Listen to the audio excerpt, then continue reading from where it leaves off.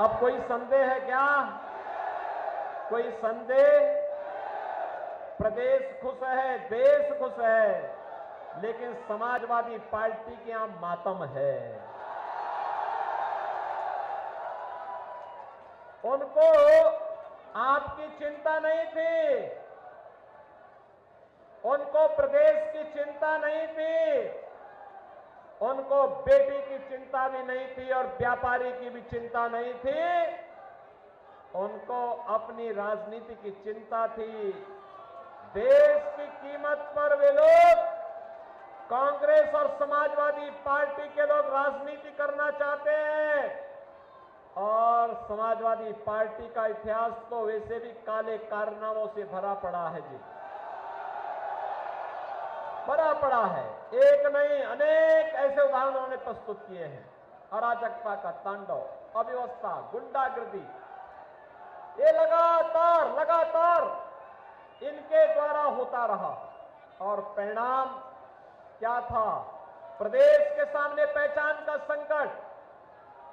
किसी गरीब, मुझे याद है, इसी प्रयागराज क्षेत्र में, इसी फूलपुर क्षेत्र की एक मौर्य परिवार की वो महिला, जिसकी 10 बीघा जमीन को ये माफिया कब्जा कर लिया था, उसके पति की हत्या करने के बाद कब्जा कर लिया था। वो भटकती थी, कोई उसकी सुनवाई नहीं कर रहा था। बहनों और भाइयों, आज मुझे प्रसन्नता होती है जब उस मौर्य परिवार को हमने फिर से उसकी जमीन पे कब्जा करवाया और कहा कि चिंता मत करो माता जी,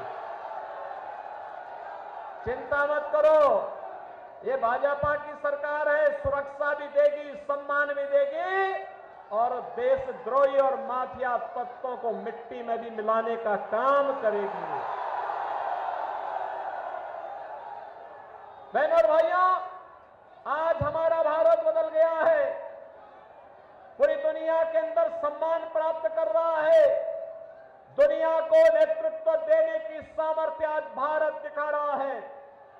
भारत सुरक्षित है, आतंकवाद और नक्सलवाद की समस्या का समाधान कर चुका है, विकास के बड़े बड़े कार्य हो रहे हैं।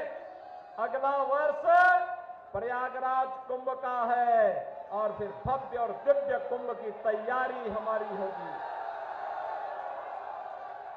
बहनों और भाइयों, जितना विकास का कार्य प्रयागराज के लिए हुआ है, ये एक झलक है। अभी इससे भी बड़े योजनाएं हम लेकर के प्रयागराज के लिए आने वाले हैं।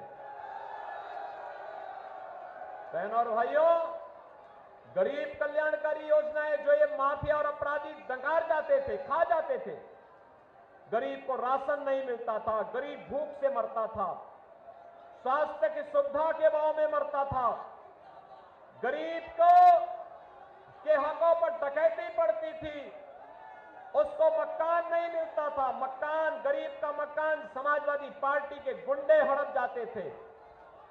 लेकिन अब यह भाजपा का शासन है, डबल इंजन सरकार बुलेट की स्पीड से काम करता है और बुलेट की स्पीड से कार्य करते हुए परिणाम भी दे देता है। आज तो 80 करोड़ लोगों को फ्री में राशन, 60 करोड़ लोगों को 5 लाख रुपए का स्वास्थ्य बीमा का कार्ड, 50 करोड़ लोगों के जनधन अकाउंट, और बहनों और भाइयों, यही नहीं, 12 करोड़ किसानों को किसान सम्मान निधि, 12 करोड़ गरीबों के घर में शौचालय, 10 करोड़ गरीबों के घर में रसोई गैस का कनेक्शन पहुंच गया है। और यही नहीं बहनों और भाइयों, मोदी जी ने भी कहा है 70 वर्ष से ऊपर का जो भी बुजुर्ग होगा उसको 5 लाख रुपए हर वर्ष उपचार के लिए कार्ड उपलब्ध करवाएंगे, फ्री में उपचार। 4 करोड़ गरीबों के मकान बन गए हैं, जो बाकी बचे होंगे वह मोदी जी देंगे और माफिया की संपत्ति को वापस लेकर के गरीबों के मकान वहां पर भी बनाने का काम करेंगे। बहनों और भाइयों, विकास की यात्रा इसी प्रकार से आगे बढ़ती रहेगी। इसके लिए आज मैं आपके पास आया हूं। प्रवीण पटेल एक युवा और जुझारू विधायक है।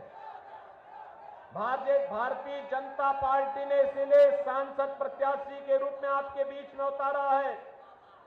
मैं आपसे यही अपील करने के लिए आया हूं, एक कांग्रेस और सपा का जब भी गठबंधन होता है, ये दो लड़कों की जोड़ी जब भी मिलती है तो बहनों और भाइयों कोई ना कोई अनर्थ करने के लिए होती है।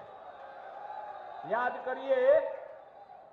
करिए जब ये प्रदेश में सरकार में फिर एक केंद्र में सरकार में थी, तब अयोध्या में राम जन्मभूमि पर आतंकी हमला हुआ था, काशी में संकट मोचन मंदिर पर आतंकी हमला हुआ था, लखनऊ, वाराणसी और अयोध्या की कचहरियों पर हमला हुआ था। और अखिलेश यादव तो एक और राम भक्तों पर गोली चलाने का समर्थन करते हैं और दूसरी तरफ आतंकवादियों पर दायर मुकदमों को भी वापस लेते हैं। आप मुझे बताओ, आप में से कितने लोग हैं जो राम मंदिर का दर्शन करने के लिए गए थे? वाह भाई, पूरा सौराव और पूरा फूलपुर क्षेत्र तो दर्शन करके आ गया है। जो लोग बचे होंगे मैं उन सब के लिए कहूंगा, प्रवीण पटेल से भी कहूंगा, गुरु प्रसाद मौर्य जी से कहूंगा, सिद्धार्थनाथ जी से कहूंगा, इन लोगों को भी चुनाव के बाद एक बार अयोध्या धाम दर्शन करा के लेके आ जाओ। बहनों और भाइयों, आप सोचो पहले हम नारा लगाते थे कि रामलला हम आएंगे, मंदिर वहीं बनाएंगे। एक समाजवादी पार्टी के लोग हंसते थे, कहते थे कि अयोध्या में परिंदा भी पर नहीं मार सकता। बोलते थे ना। और अब तो राम मंदिर ऐसा बन गया है, अब अयोध्या जाएंगे आपको नई अयोध्या नजर आएगी। ऐसा लगेगा जैसे भगवान राम के समय की अयोध्या उतर आई हो। चुनाव में दो धाराएं स्पष्ट हो चुकी हैं। एक धारा है जो राम भक्तों की है, राष्ट्र भक्तों की है, विकास की है, गरीब कल्याण की है, विरासत और विकास के बेहतर समन्वय की है। और दूसरी धारा है जो रामद्रोहियों की है, भारत विरोधियों की है, गरीब के विरोध में काम करते हैं, आतंकवाद को पनपाते हैं, अपने राजनीतिक स्वार्थों के लिए देश के साथ गद्दारी करते हैं। ऐसे लोग भी चुनावी समर में आए हैं। मेरी आप सबसे अपील होगी, प्रवीण पटेल एक युवा और जुझारू प्रत्याशी है, लगातार काम किए हैं। भारतीय जनता पार्टी नेतृत्व ने विश्वास व्यक्त किया है और आज प्रत्याशी बनकर के फूलपुर लोकसभा की इस ऐतिहासिक भूमि पर आपके बीच में है। बहनों और भाइयों, ये समाजवादी पार्टी और कांग्रेस का जो गठबंधन एक खतरनाक मंसूबा के साथ आया है। इनका घोषणा पत्र कहता है कि इनके अंदर औरंगजेब की आत्मा जा चुकी है, ये जजिया कर लगाना चाहते हैं। मैंने मुसलमान कई परिवार देखे हैं, मुसलमान भी अपने पुत्र का नाम औरंगजेब नहीं रखता, क्योंकि औरंगजेब ने सबसे पहला काम किया था, अपने भाई की हत्या की थी। फिर उसने अपने बाप को ही जेल में बंद कर दिया था और फिर हिंदुओं पर उसने जजिया कर लगाया था। और आज विरासत टैक्स की घोषणा करके कांग्रेस ने साबित कर दिया है कि समाजवादी पार्टी और कांग्रेस औरंगजेब की आत्मा को पुनर्जीवित करके हिंदुओं को तबाह करना चाहते हैं। लेकिन बहनों और भाइयों, भाजपा इन लोगों की इस कारस्तानी को पूरा नहीं होने देगी और इसके लिए ही पूरे देश के अंदर एक ही नारा गूंज रहा है, वह है कि फिर एक बार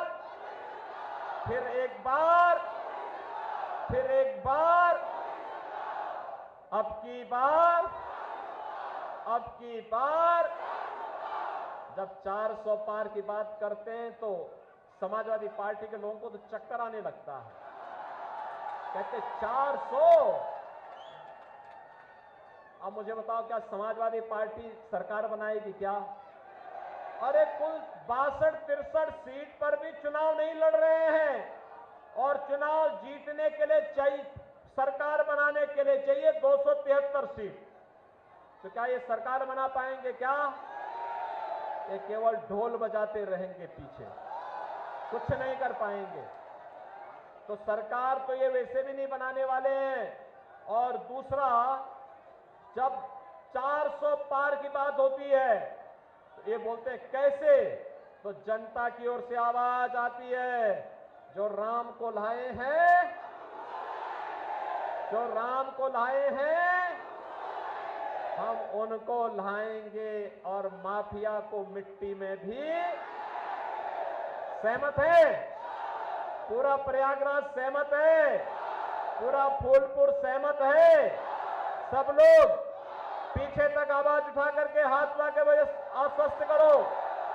सड़क की तरफ, सड़क से भी, ऊपर से भी, जहां कहीं आवाज जा रही है, सभी लोग सहमत हैं? प्रवीण पटेल इधर आओ भैया। ये प्रवीण पटेल आपके बीच में है प्रत्याशी बन करके। 5 दिन का समय है। इन 5 दिनों में 2 कार्य करने होंगे आपको, करेंगे? पहला कार्य, घर घर जाना है। हर व्यक्ति जो इस चुनावी सभा में आया है वह मोदी जी का संदेशा सुने।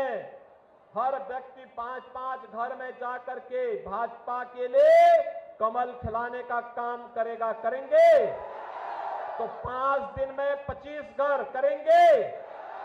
5 दिन में 25 घर कवर करके कमल खिलाने के लिए, प्रवीण पटेल को जिताने के लिए कमल खिलाने का काम करेंगे, करेंगे ना? और छठे दिन चुनाव है, छठे दिन चुनाव है और छठे फेज का चुनाव है, ठीक है ना?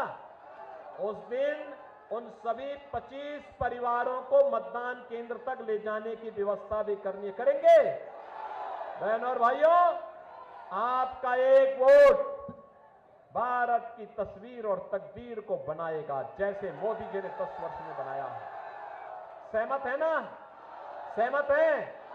तो फिर मेरे साथ बोलेंगे, भारत माता की, भारत माता की, भारत माता की जय श्री राम, जय श्री राम, जय जय श्री राम।